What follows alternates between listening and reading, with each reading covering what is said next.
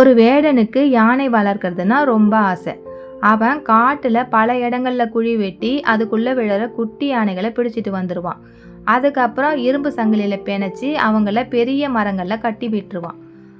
இந்த குட்டி யானைகள் முதல்ல பிளிரி பார்க்கும், தப்பிக்க முயற்சி செய்யும்.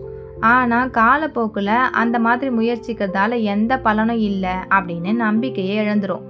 அதுக்கப்புறம் அவங்களுக்கு அப்பப்ப சாப்பாடும் வந்துடும். அதை விரும்பி சாப்பிட்ற குட்டிகள் கொஞ்ச நாள்ல சமாதானம் ஆயிடும்.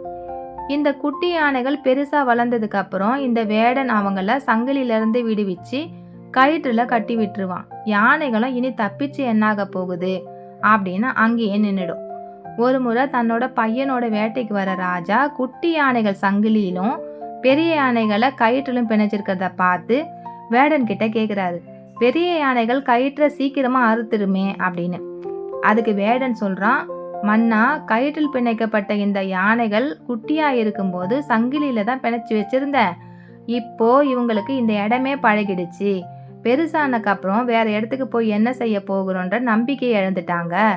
அதனாலதான் கயிற்றுலயே பிணைச்சிருக்கேன் அப்படின்னு சொன்னானாம்.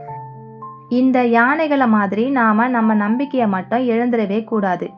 இலக்கை எட்ட ஆரம்பத்துல என்ன முயற்சி எடுத்தோமோ அதை விட அதிக முயற்சி எடுத்து நம்மளுடைய வேலையில வெற்றி பெறணும்.